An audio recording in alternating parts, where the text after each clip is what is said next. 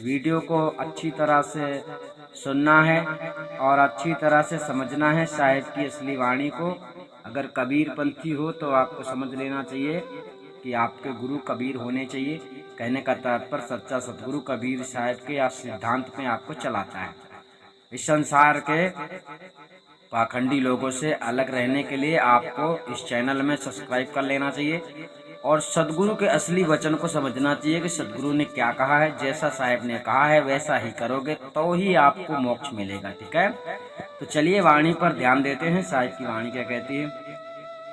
पंडित बाद बदे सो झूठा,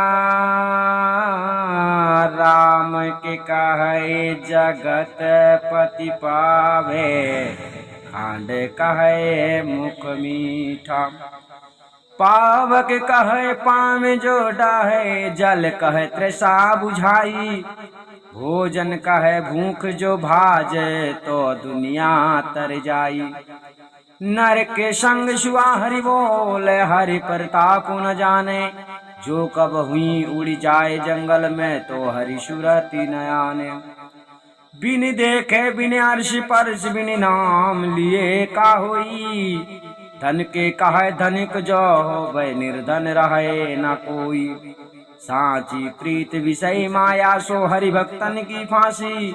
कहाँ कबीर एक राम भजे, बिन बांधे अमपुर जासी। साहिब की वाणी को अच्छी तरह से यहाँ पर समझ लेना है। साहिब ने इस वाणी में बहुत कुछ समझाया है।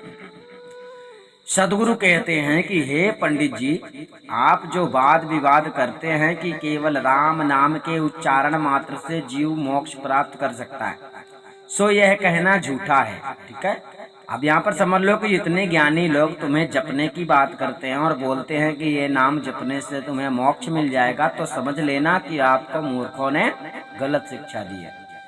यदि परमात्मा राम के परिचय किए बिना ही केवल राम नाम के कहने मात्र से संसार के लोग सदगति प्राप्त कर लें, तो खांड यानी शक्कर शब्द कहने मात्र से मुख भी मीठा हो जाना चाहिए, सो होता नहीं है।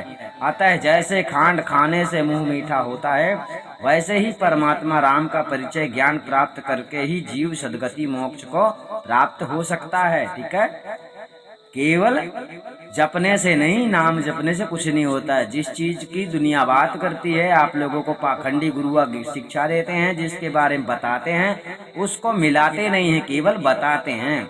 यहीं पर साहब ने कहा, किसी ने आपको शक्कर शक्कर कह दिया तो आपका मीठा नहीं होगा, इसलिए आपको शक्कर खाना पड़ेगा।